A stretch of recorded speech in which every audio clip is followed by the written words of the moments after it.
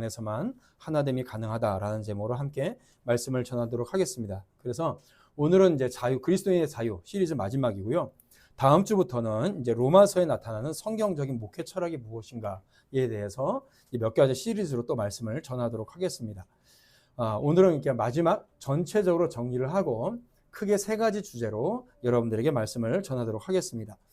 사도 바울은 14장부터 오늘 15장 13절까지 무려 35절에 걸쳐서 교회 내부에서 일어나는 갈등의 문제에 대해서 말씀을 전하고 있습니다. 이 문제는 진리의 원론적인 문제가 아니에요. 복음에 대한 가장 원론적인 구원이 무엇인가라는 부분은 이미 로마서 13장까지 다 끝내놓은 상태입니다. 그 안에서 믿음 안에서 있는 사람들끼리의 갈등의 문제예요. 그러니까 누군가 불법이나 부정을 저지르는 게 아닙니다. 그러니까 상황에 대한 문제고 강론에 대한 문제예요. 그러니까 우리가 보통 초대교회로 돌아가자 이런 얘기를 많이 하는데 사실 초대교회는 모든 것들이 혼란한 시대였습니다. 제대로 준비가 안 됐고 정비가 안 됐고 또 교회 내에도 싸움이 굉장히 많았어요. 이단과 사이비도 굉장히 많았던 때가 초대교회였습니다. 그러니까 교회 교리가 정립이 안 됐고요.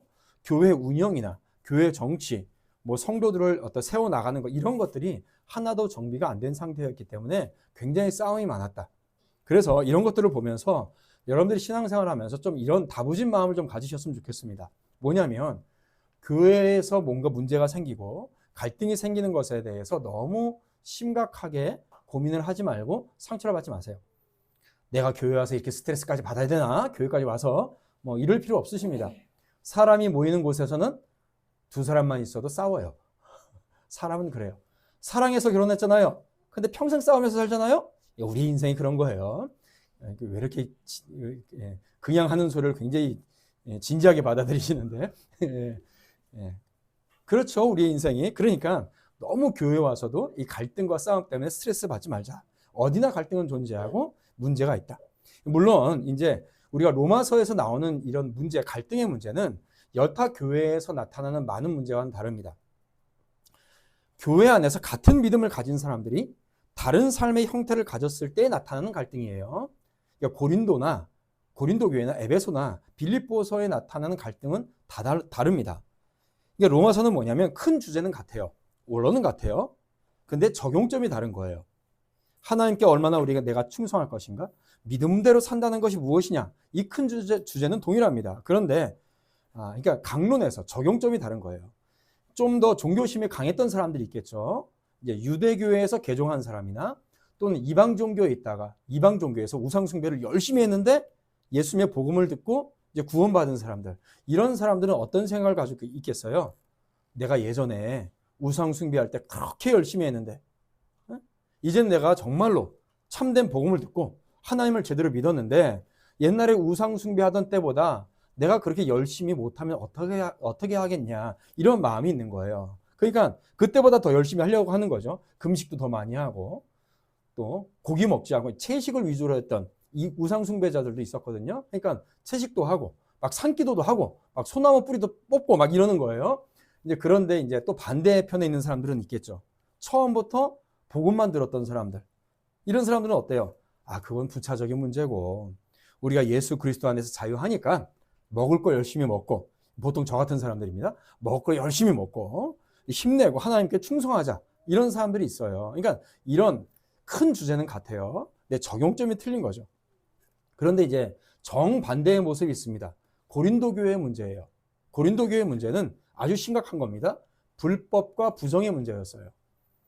완전히 교회 안에 무속신앙의 요소가 들어왔던 문제예요. 그래서 로마서는 뭐예요? 믿음 안에서의 성향의 문제가 다른 거예요. 그래서 고린도서의 전체적인 뉘앙스는 뭐냐면 그런 것들은 절대 안 된다.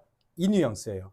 고린도서는 뭐예요? 그건 절대 안 된다. 이것을 큰 주제로 해서 얘기하는 거고 로마서는 뭡니까? 그것은 믿음 안에서 다 적용점이 다른 거니까 서로 받아줘라. 이 얘기예요. 그러니까 로마서의 의도가 다르고 고린도서의 의도가 다른 거예요. 이거 우리가 잘 생각해야 됩니다. 그래서 하나님께 큰 주제는 뭐예요? 하나님께 열심을 다하자. 이거예요. 로마서는. 그래서 보통 교회에서도 보면요. 원론 큰 주제 가지고 잘 안 싸워요. 열심히 하자. 믿음대로 살자. 이건 큰 원론이잖아요. 근데 강론 가지고 싸워요. 적용할 때 싸운단 말이에요. 그래서 교회 안에서 싸움이 없어지려면 목회자가 원론만 이야기하면 안 됩니다. 그건 쉬워요. 강론까지 얘기해야 돼요. 우리 교회는 이런 거 말씀에 비추어서 우리 교회는 이렇게 운영합니다. 교회 직분자는 이런 것들을 지키는 사람들만 직분을 세웁니다. 뭐 이런 것들을 강론까지 자세하게 세워놓고 가르쳐줘야 됩니다. 근데 이제 목사님들이 그런 걸 잘 안 하죠. 왜냐하면 그런 거 얘기하면 사람들이 쉽게 상처받아요. 우리가 원론을 얘기하면 쉽게 상처 안 받아요. 강론을 얘기하면 목사님은 내가 생각하고 있는 거하고 좀 다르네? 대반이 이렇게 나오거든요. 그러니까 이제 보통 목사님들은 그런 얘기를 잘 안 합니다. 그러면 어떻게 되냐? 교회는 계속해서 싸워요. 계속해서 싸워요. 그렇기 때문에 전부 다 똑같은 얘기예요. 예수 그리스도를 섬긴다. 순종하자. 이런 얘기고 예수님을 반대하자고 하는 말은 없어요. 그런데 어떻게 순종할 것인가? 그거 가지고 싸우는 겁니다. 그렇기 때문에 정말 교회가 하나 되고 또 마음을 함께해서 제대로 발전하려면 큰 주제 가지고만 얘기하면 안 돼요. 강론까지. 그러니까 여러분들이 교회 안에서 우리 교회에서는 손가락을 움직일 때 어떻게 움직인다. 이런 것까지 다 얘기를 마음을 다 맞춰야 되는 겁니다. 그래야 성도들이 정말로 하나 될 수가 있는 거죠. 그래서 강론에 들어가게 되면 논쟁도 많고 상처받는 일도 생겨요. 이건 나하고 좀 안 맞네. 내가 이 교회를 또 떠나야 되는 건가? 이런 생각을 갖게 된다는 겁니다.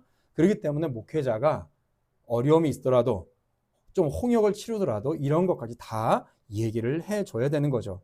그래서 먼 미래를 보면 20년, 30년 먼 미래까지 교회가 든든히 세워져 나가기를 원한다면 목회자들은 이런 것까지 얘기를 해줘야 된다. 그래서 다음 주부터 이제 로마서에 나타나는 목회 철학에 대해서도 이런 부분을 좀 더 자세하게 제가 말씀을 드릴 겁니다.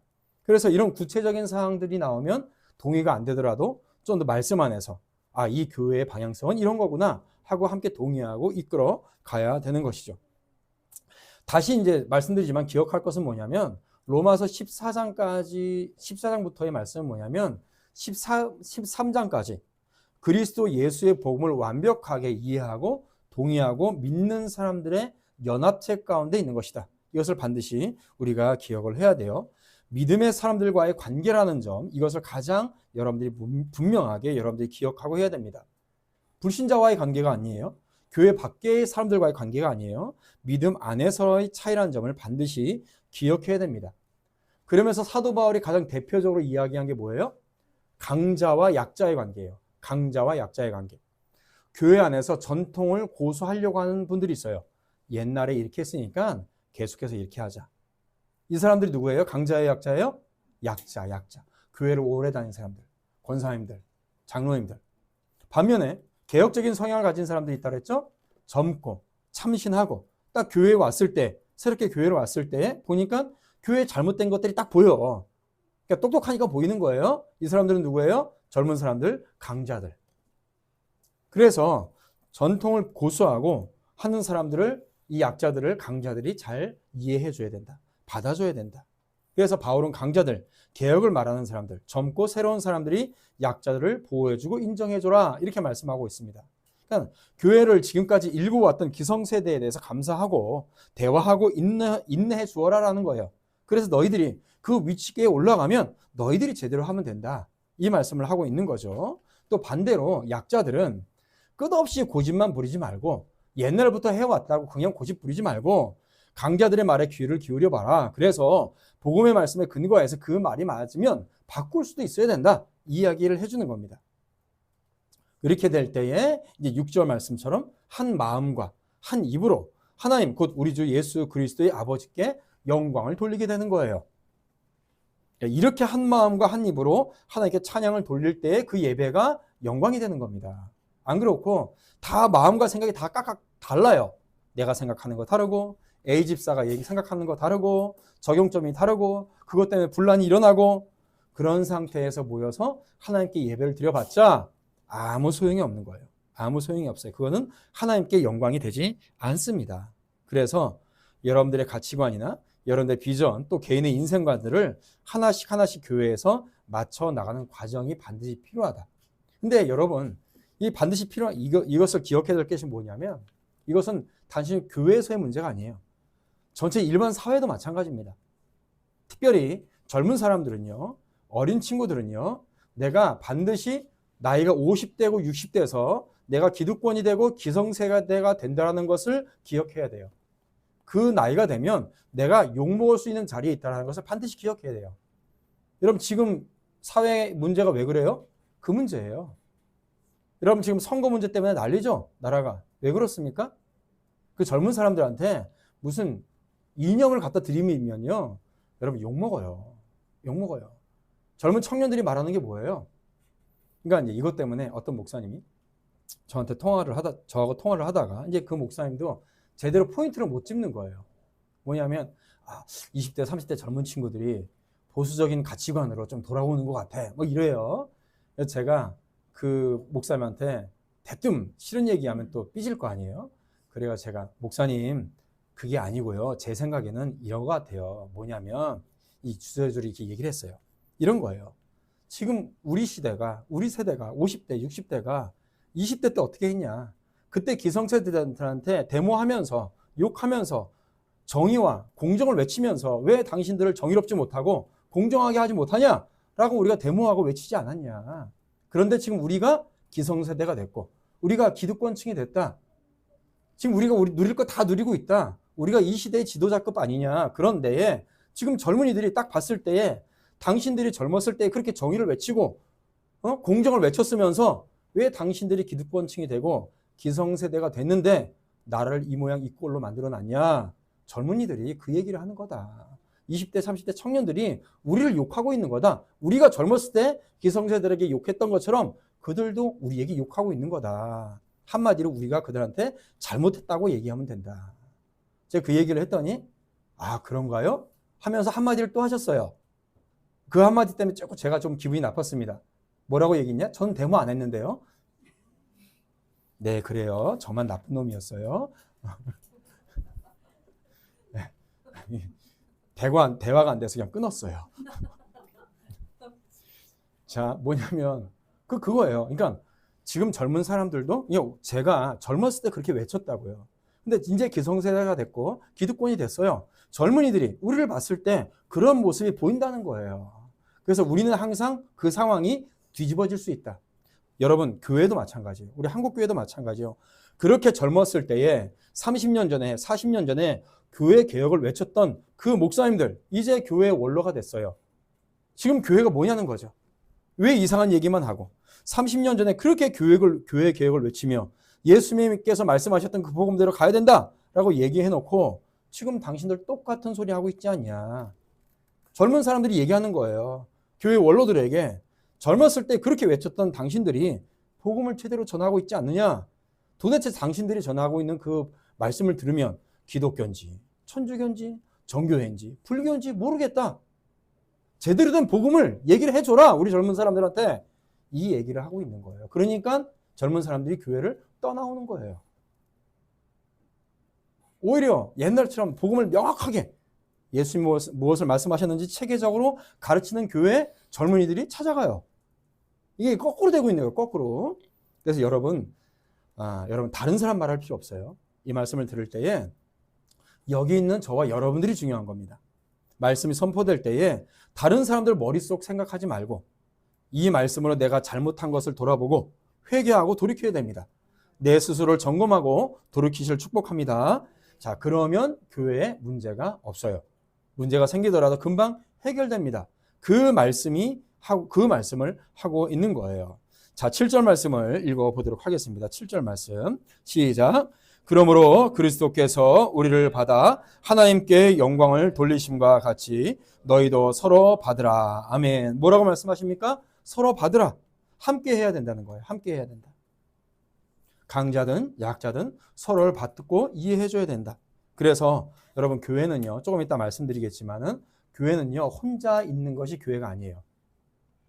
교회는 함께 있어야 돼요. 서로 받아주는 자리에 있어야 됩니다. 제가 목회를 하다 보면 그런 분들이 많아요. 요즘에도 보면 교회에서 혼자 집에서 유튜브 보고 설교만 듣고 계시는 분들이 많이 있습니다. 안 돼요. 제가 지난주에 뭐라고 말씀드렸어요? 하나님의 나라는 관계라고 했습니다. 관계. 연합의 관계예요. 그리스도와 연합된 성도들의 관계예요. 그래서 같은 생각을 가지고 있는 사람들의 모임입니다. 혼자 영상 보고 예배 드린다고 해서 그것이 예배가 아니에요. 예, 같은 생각을 가지고 있는 사람들의 모임이에요. 그래서 내가 기존에 다녔던 그런 분들 계시죠. 물론 내가 이 교회를 오래 다녔는데, 어렸을 때부터 다녔는데, 10년, 20년 다녔는데 분명한 복음의 말씀을 내가 듣지 못하고 있고, 또 말씀의 기준이 나타나지 않고 있어요. 그럼에도 불구하고 이제 오래 다녔으니까, 부모님 따라서 어렸을 때부터 다녔으니까 떠나지 못해요. 그것도 문제고, 그것도 문제예요. 또 반대로 그래서 집에서 나는 혼자 예배 드린다고 유튜브 영상 보고 있는 것도 문제예요. 둘 다 뭐가 없어요? 한 마음과 한 입으로 찬양하는, 예배하는 동료가 없는 거예요. 서로를 받아줄 사람이 없어요. 그래서 교회가 아닙니다. 네, 교회가 아니에요. 그래서 같은 마음과 같은 뜻, 같은 입을 열어서 하나님을 찬양하고 예배하는 사람들끼리 모여서 드리는 예배가 하나님께서 받으시는 거룩한 예배임을 믿으시길 축복합니다. 자, 그럼 첫 번째로, 그렇다면 하나님께서 말씀하시는 하나됨, 이것이 아닌 게 있겠죠. 그렇죠? 하나 되라, 서로 받아주어라, 이렇게 말씀하시는데 성경에서 말씀하시는 하나됨이 아닌 게 있습니다. 뭘까요? 그것은 뭐냐면 인위적으로 조직되고 기계적으로 물리적으로 연합된 것. 인위적으로 조직된 연합체, 이것은 하나됨이 아니에요. 하나님께서 말씀하시는 하나됨이 아니에요. 그러니까 쉽게 얘기하면 뭐냐면 교회 일치운동, 이런 거예요. WCC 이런 교회 일치운동이나 뭐 교단 연합운동, 이런 거예요. 그래서 교세가 커지는 거, 이런 것들은 하나님께서 원하시는 하나됨이 아닙니다. 뭐 예를 들어서 한기총, 또 한교총, 뭐 이런 거 있죠. 물론 진리를 사수하고 신앙의 자유를 보호하기 위해서 일시적으로 이런 큰 연합은 필요합니다. 예를 들어서 이런 거죠. 권력자들이 교회 입을 막고 교회 복음을 선포하는 일을 막으려고 하는 것들, 동성애 합법화를 해서, 그렇죠? 차별금지법을 통과시켜가지고 교회에서 동성애가 죄다라는 것을 말하지 못하게 하는 것. 이거 법제화하려고 하잖아요. 지금 국무회의에서. 이런 것들은 우리가 교회가 일치가 돼가지고, 왜요? 기본적인 신앙의 자유를 침해하는 거잖아요. 국민의 이름으로 나가서 우리가 연합해서 외칠 수가 있는 거죠. 거기 가면 믿는 사람들만 있는 게 아니에요. 기독교인들만 있는 것이 아니라 믿지 않은 국민들도 많습니다. 일반 사람들도. 뭐 종교단체 해산법, 이런 것들이죠. 어떤 사람들은 이런 얘기를 해요. 이단을 정부에서 해체하는 게 뭐가 문제냐, 이렇게 얘기하는데, 여러분, 정치인이 2단이 뭐고 3단이 뭔지 그 사람들이 뭘 알아요? 몰라요, 그 사람들은. 그리고 또 2단을 믿던, 사이비를 믿던, 산에 올라가서 나무에게 절하던, 그건 개인의 자유예요. 본인의 자유고 거기에 대한 책임도 본인이 지는 거예요. 정부가 할 일은 뭐예요?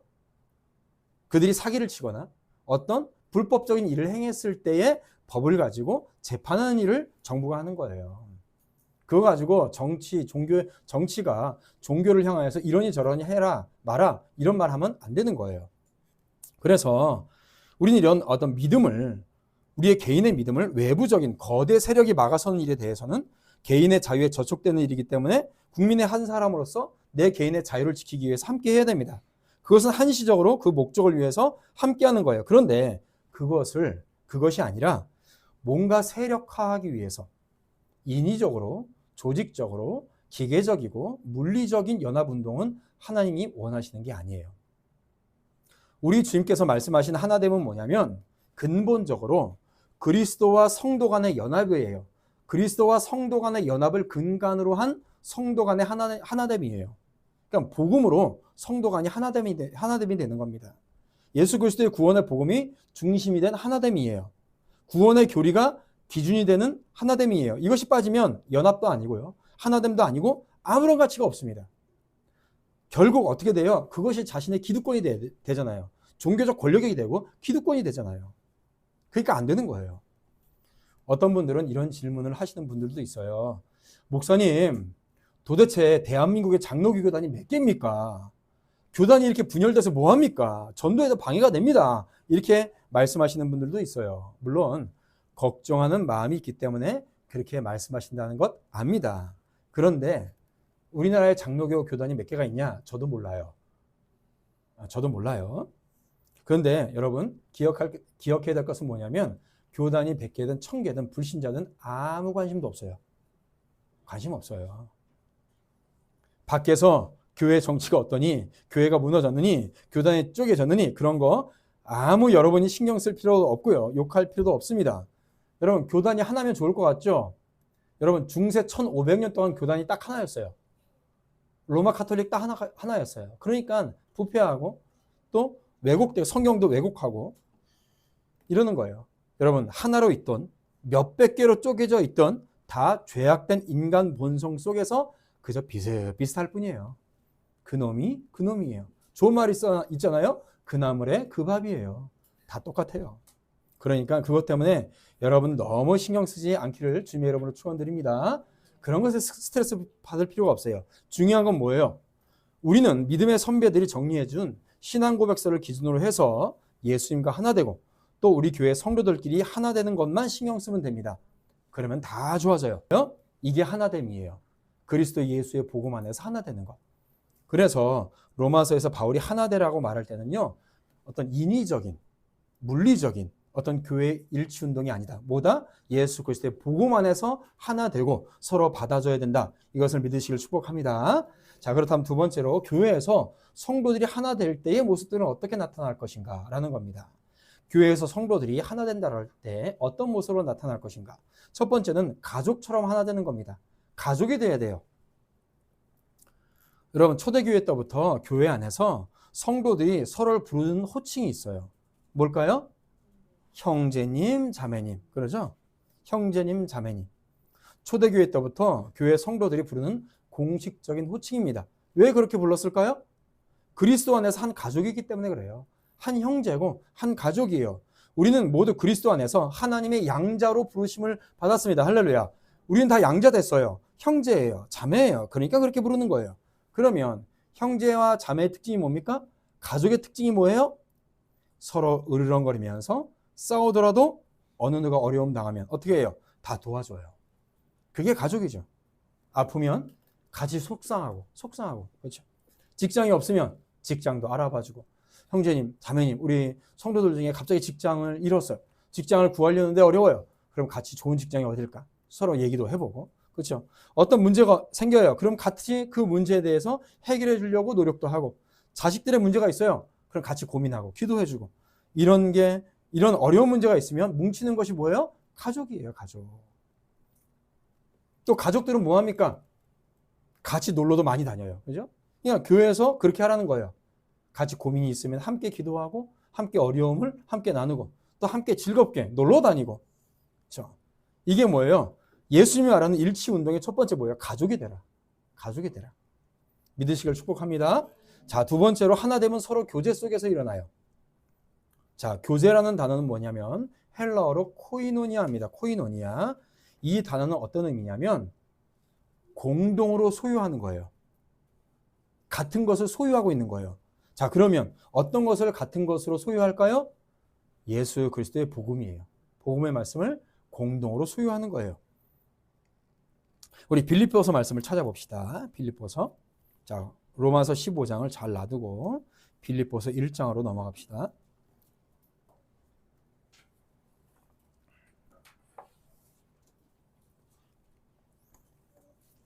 자, 빌립보서 1장 5절. 1장 5절 같이 읽죠. 시작. 너희가 첫날부터 이제까지 복음을 위한 일에 참여하고 있기 때문이라. 아멘. 자, 처음부터 복음의 일에 함께해요. 복음을 함께 소유하고 있어요. 그런 사람들이 6절. 너희 안에 착한 일을 시작하신 이가 그리스도 예수의 날까지 이루실 줄을 우리가 확신하노라. 처음에 복음을 함께 소유하였으니 마지막까지 복음 안에서 하나됨을 이루고 유지한다 라고 말씀을 하고 있는 것입니다. 그래서 이 복음을 함께 나누는 것이 코이노니아고 그것이 교회예요. 그래서 여러분 처음에 시작점에서 다시 말씀드렸지만은 그래서 교회에서 11시 예배만 딱 드리고 소그룹으로 참석하지 않으면 온전한 예배를 드리는 것이 아닙니다. 물론 여러 가지 문제가 있고 사정이 있을 거예요. 몸이 아프거나 여러 가정적인 문제나 여러 가지 문제가 있어서 예배만 드리고 가시는 분들도 있습니다.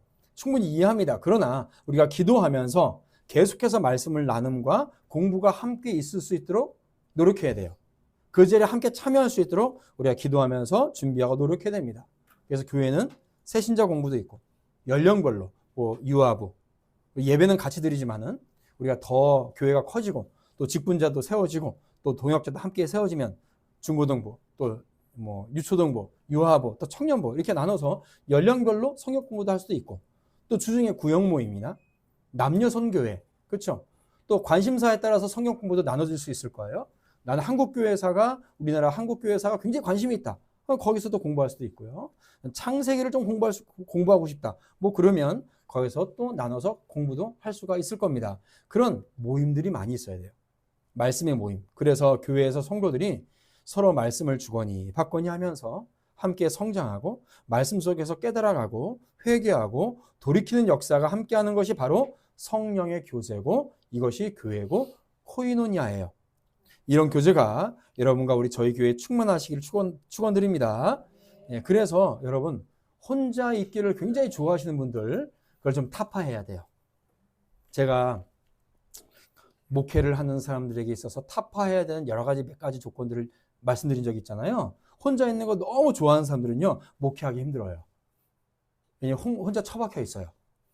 물론 성경을 연구할 때는 혼자 있어야 되죠. 그런데 그거 가지고 목회가 되는 게 아니잖아요. 성도들끼리 서로 커피도 마시고 각기 재미있게 농담 따먹기도 하고 밖에 나가서 놀러도 다니고 이런 것들도 좀 할 줄 알아야 됩니다. 그런데 혼자 있기만 원하면 목회 안 돼요. 교회 신앙생활도 마찬가지입니다. 혼자 있는 거 너무 좋은 거 아니에요. 함께 할 수 있어야 될 줄로 믿습니다. 그래서 아직 공동체에 깊이 들어오지 못한다면 의무감을 가지고서라도 공동체로 깊이 들어와야 된다. 그래서 첫 번째는 뭐예요? 가족같이 돼야 된다. 두 번째는 복음을 함께 공유하며 서로 교제해야 된다. 세 번째는 교회의 어떤 교제는요, 하나됨은 몸과 같은 거예요. 몸. 지체와 같은 겁니다. 그래서 몸도 강한 부분이 있고 약한 부분이 있죠. 예를 들어서 내장은 약해요. 그렇죠? 근데 그 약한 내장을 뼈가 보호하고 있잖아요. 그러면 뼈만 좋으냐? 뼈만 힘드냐? 그게 아니에요. 맛있는 것을 먹고 내장이 영양분을 충분히 흡수하면 뼈도 단단해지고 강해지는 겁니다. 이거예요. 이것이 지체로서 하나됨입니다. 이 부분은 앞에서 충분히 얘기가 됐어요. 그래서 교회가 하나 된다는 것은 무슨 조직의 일치, 인위적인 교회 연합, 교단 합병, 뭐 소외된 자를 돌아보고 이런 것들이 무조건 안 좋은 것은 아니지만은 근본적으로 주님께서 원하시는 연합은 교회 안에서 복음으로서 가족과 같이 하나됨, 집과 같이 교회 안에서 성도들 간에 지체같이 교제하는 것이 바로 우리 주님께서 원하시는 것이를 여러분 잘 믿으시기를 축복합니다. 자, 마지막으로 사도 바울이 이 말씀을 얘기하면서 못을 받고 분명하게 얘기하는 부분이 있어요. 이 부분은 사실 유대인들에게 얘기하는 겁니다.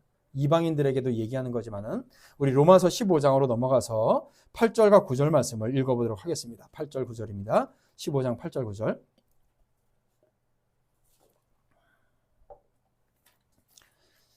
8절 9절 같이 읽죠. 시작. 내가 말하노니 그리스도께서 하나님의 진실하심을 위하여 할례의 추종자가 되셨으니 이는 조상들에게 주신 약속들을 견고하게 하시고 이방인들도 그 긍휼하심으로 말미암아 하나님께 영광을 돌리게 하려 하심이라.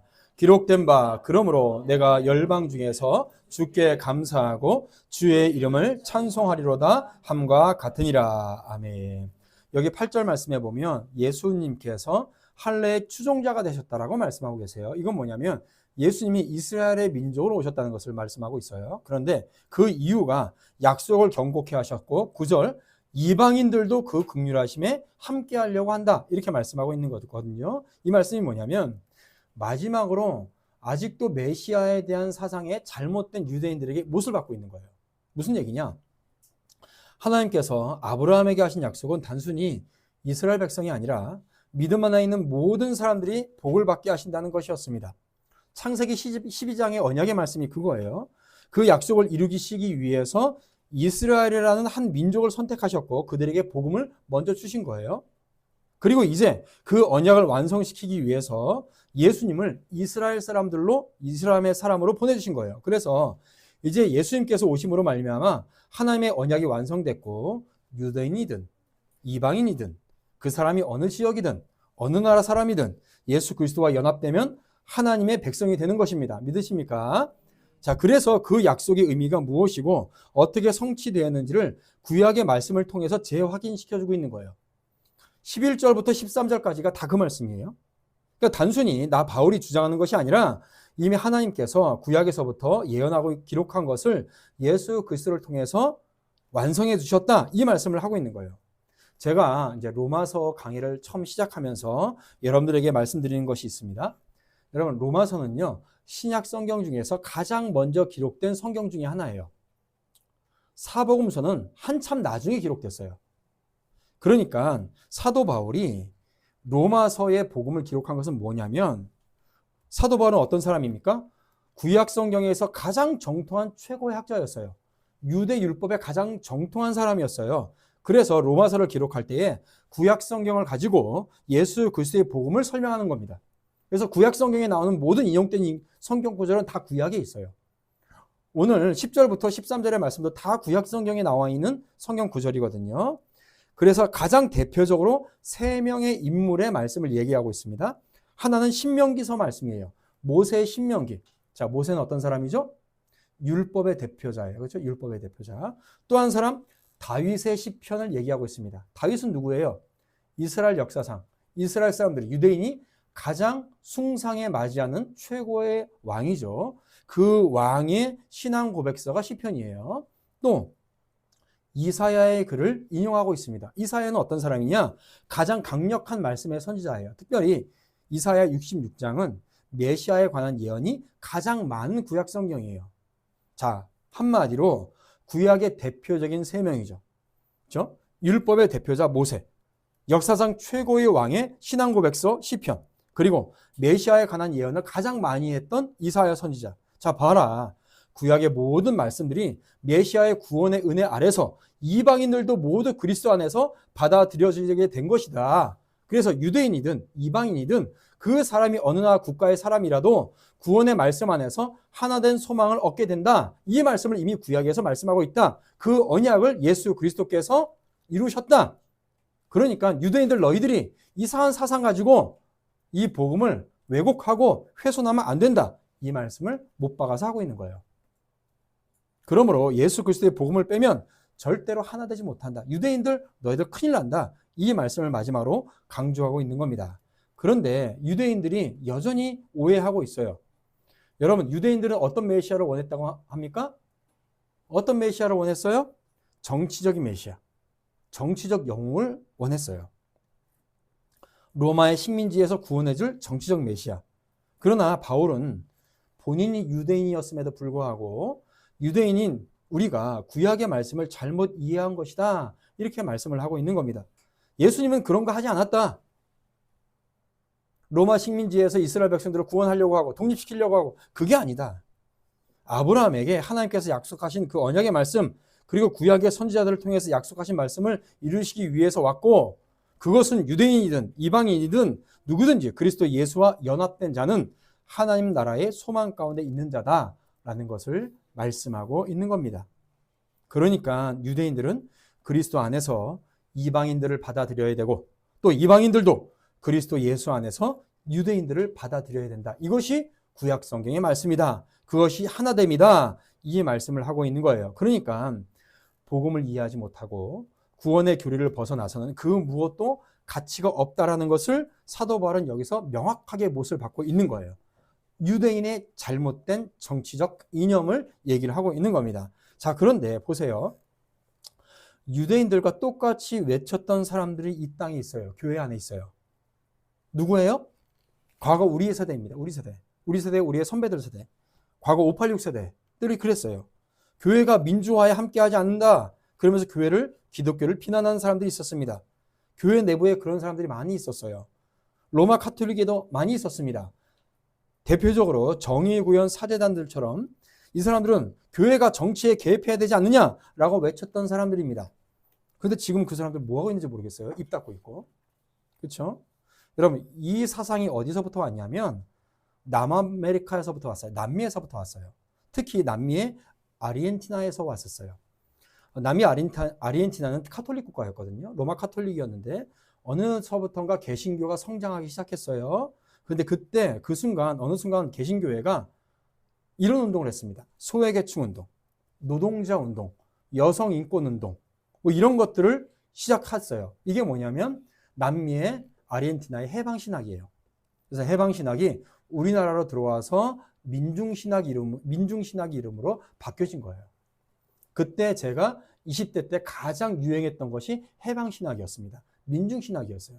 저도 그 책을 굉장히 많이 읽었어요. 예. 그러니까 잘 아는 거죠. 그래서 해방신학은 뭐냐면 그리스도 예수의 복음을 전하는 게 아니에요. 뭐냐? 데모하고 민주화운동하고 노동운동하고 정치운동하는 것이 주로 했던 거예요. 그러니까 이때 당시 유대인들이 했던 거하고 똑같은 거죠. 근데 예수님이 그들은 그렇게 했다라고 외치는 거예요. 그래서 데모권들 숨겨주고 그랬습니다. 그러면 그 결과 남미의 개신교회는 어떻게 됐을까요? 여러분, 남미의 개신교회가 없어요, 지금. 남미에 기독교가 없어요. 뭐만 남았을까요? 성당에 마리아상에 피눈물 흘리면 거기 쫓아가요. 무슨 얘기냐? 신비주의만 남았어요. 카톨릭 신비주의만 남았어요. 이방 종교만 남은 거예요. 그래서 카톨릭 성당에 뭐 있는지 아십니까? 카톨릭 성당에 그 지역에서 숭상했던 그 우상이 이렇게 세워져 있어요, 남미에는. 그것만 남았어요. 뭐예요? 복음을 외면하고 그런 운동만 하니까, 유대인들처럼 정치 운동만 하니까 복음이 없어지고 교회 안에서 하나됨도 없어진 거예요. 그래서 그걸 예수님이 하지 말라고 하는 거예요. 사도 바울이 하지 말라고 하는 거예요. 만약에 하고 싶냐? 교회 이름 내지 말고 예수 그 이름 걸지 말고 그냥 국민의 한 사람으로서, 시민의 한 사람으로서만 해라, 이 얘기하는 겁니다. 그러면 그렇게 우리나라에서도요. 그렇게 민주화 외치고 소외계층 도와줘야 된다고 외치는 사람들이 그러면 얼마나 실제적으로 그 어려운 사람들을 정말로 필요한 것들을 도움을 주고 있을까요? 여러분, 그 사람들 하는 거 없어요. 없어요. 소외되고 어렵고 가난한 사람들을 실제적으로 더 도와주고 있는 사람들은 뭐냐? 옛날에 그렇게 욕먹었던 보수주의 교회예요. 그리스도의 복음을 외쳤던 사람들이에요. 오히려 교회에서 정치 얘기하고 민주화 운동을 해야 되지 않겠느냐, 그렇게 586을 따라다니면서 교회가 나서서 이런 정치 얘기해야 되지 않겠느냐 했던 사람들 때문에 교회가 더 찢어졌어요. 로마 카톨릭의 정의구현 사제단은 어땠을까요? 여러분, 한국 천주교 주교회의라는 게 있습니다. 한국 천주교 주교회의라는 게 있어요. 그러니까 로마 카톨릭은 교단이 하나잖아요. 그러니까 한국에 있는 모든 주교가 다 모여서 회의를 해요. 이미 10여 년 전서부터 정의구현 사제단 때문에 천주교가 망치고 있다라는 얘기가 이미 10여 년 전부터 돌아왔어요. 그럼 왜 그렇게 됐냐? 여러분, 그 해방신학자나 민주화하는 사람들의 구호가 뭡니까? 그들이 외치는 구호는 뭐예요? 맨날 투쟁이에요. 투쟁. 싸우자, 이거예요. 뭐만 하는 투쟁이에요. 싸워요. 그들의 마음은 싸움이에요. 부수는 거예요. 세워서 성장시키는 것이 없어요. 그러니까 그 사람들이 그 위치에 가면요, 세우고 성장시킬 수 있는 게 아무것도 없어요. 해본 적이 없으니까. 항상 그들의 마음은 싸움입니다. 투쟁이에요. 여전히 우리 시대가, 지금 이 시대가 기득권층에 있고 사회를 이끌어가야 되는 위치에 있음에도 불구하고 젊은 사람들을 세워주고 성장시키는 게 아니라 맨날 입에서 투쟁하고 싸우는 것만 얘기하잖아요. 그러나 그리스도와 연합된 사람들의 마음은 뭡니까? 평강이고 소망이에요. 성도의 마음은 은혜와 긍휼이에요. 그리스도의 복음에 연합된 사람들의 마음은 그렇게 바뀌는 거예요. 그러니까 어려운 사람들을 보면 긍휼의 마음으로 그냥 가는 거예요. 그러니까 당연히 자연스럽게 도와주는 거죠. 마음 상태가 전혀 틀린 거죠. 틀린 거예요. 그래서 제가 교회에서 운동회하고 서로 노는 거 되게 좋아하거든요. 그런데 교회 운동회 때 절대로 하지 않고 빼버리는 종목이 있습니다. 뭐냐면 축구예요. 축구, 농구 이런 거 빼요. 족구는 괜찮은 것 같아요. 왜냐하면 축구하고 농구 몸의 기본 마인드가 뭐예요? 싸우는 거예요. 싸우는 거. 부딪히고, 그렇죠. 부딪히고 태클하고 잡고 끌고 막 옷도 찢어지고 막 그러다 보면 입에서 네 마디도 나오고 이러는 거예요. 그래서 운동회하고 노는 거 좋아하는데 축구나 농구 같은 경우는 하지 않는다. 여러분, 투쟁과 은혜는 함께 할 수가 없어요. 싸움과 평강은 함께 할 수가 없어요. 그렇죠? 부수는 것과 긍휼의 마음 함께 할 수가 없는 겁니다. 그러니까 맨날 민주화 운동 한다고 투쟁하고 싸움해요. 근데 뭐라도 한 가지 제대로 세워놓은 것이 있나요? 없어요. 그래서 교회는 그들의 사상과 함께 할 수가 없는 겁니다. 뭐라고 말씀하세요? 9절에 이방인들도 그 긍휼하심으로 말미암아 뭐예요? 불쌍히 여겨서 함께 나눔으로 말미암아 하나님께 영광을 돌리게 하려 하심이라. 그러면서 구약의 모든 말씀을 하고 계시는 거예요. 유대인들 너희들 정치적 메시아, 정치적 운동하는 거 예수님께서 원하시는 것이 아니야. 그렇게 해서 하나 되는 것이 아니다 라고 말씀을 하고 있는 겁니다. 자, 그래서 여러분 마지막으로 결론적으로 사도 바울이 여기서 마지막으로 못을 박으면서 하는 말씀이 뭐냐? 로마서 10장 17절에 뭐라고 말씀하세요? 믿음은 들음에서 나며 들음은 그리스도의 말씀으로 말미암는다라고 말씀하고 계십니다. 복음만이 하나 될 수 있다는 거예요. 복음만이. 그러니까 여러분 가장 기본적인 이야기를 하고 있는 거예요. 다시 한번. 오직 하나님의 말씀만이 우리에게 믿음을 유발시키고 그 믿음 안에서 그리스도 안에서 연합될 수 있고요. 그런 사람만 성도들끼리 하나 될 수가 있는 거예요. 말씀을 통해서 예수 그리스도를 받아들일 수 있는 믿음이 생기는 겁니다. 여러분 그냥 내가 아무 생각 없이 있는데 멍하니 있는데 갑자기 예수님께서 슝 하고 내 마음속에 들어오는 게 아니에요. 그건 뭐예요? 그거는 컴퓨터예요. 컴퓨터. USB 뚝 꽂아가지고 보내주는 거예요. 그건 강제죠. 그렇죠? 그건 로봇이에요. 우리가 예수님을 자발적으로 믿는 믿음이 내 마음속에 유발돼야 돼요. 그러면 어떻게 되냐? 그것이 성령의 역사인데 그러기 위해선 반드시 말씀을 들어야 되는 거예요. 말씀을 듣고 공부하는 자리에 있어야 됩니다. 여러분 한번 물어볼게요. 말씀을 제대로 듣지 않아도 그와 상관없이 구원을 받을 수 있을까요? 아니면 구원 못 받을까요? 말씀을 듣고 마음에 깊이 새기는 사람이 그리스도와 연합이 될까요? 아니면 그거와 상관없이 그냥 연합이 될 수 있을까요? 안 돼요. 안 돼요. 절대로 안 돼요. 여러분 믿음이 없으면 구원 못 받죠? 그럼 구원받는 믿음은 무엇으로 유발돼요? 말씀을 들음으로 유발돼요. 그것이 로마서 10장 17절 말씀이에요. 그것도 정확하게 하나님의 교리에 맞는 말씀을 들어야 성령의 역사가 일어나서 믿음이 유발되는 겁니다. 자, 그렇다면 말씀이 없으면 믿음이 발생되지 못하고 결국 구원받지 못하는 겁니다. 그리고 하나됨도 없어요. 그렇기 때문에 우리는 무슨 일이 있어도 가장 중요하게 해야 되는 일이 뭐예요? 네, 말씀을 듣는 거예요. 말씀을 배우는 일이에요. 여러분들이 그래서 시간을 투자하고 여러분들 돈을 투자하고 열정을 투자해서 말씀을 배워야 되는 겁니다. 종교개혁자들의 책을 읽고요. 구원의 역사를 배워야 되는 거예요. 그리고 그 말씀을 듣는 자리에 여러분들의 사랑하는 사람들을 데리고 와야 되는 겁니다.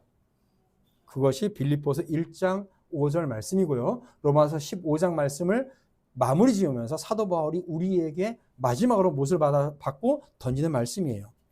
제가 빌립보서 1장 3절에서 6장을 다시 말씀을 읽어드릴게요.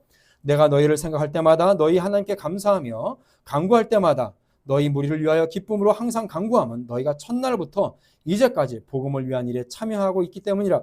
너희 안에서 착한 일을 시작하신 이가 그리스도 예수의 날까지 이루실 줄을 우리가 확신하노라. 할렐루야.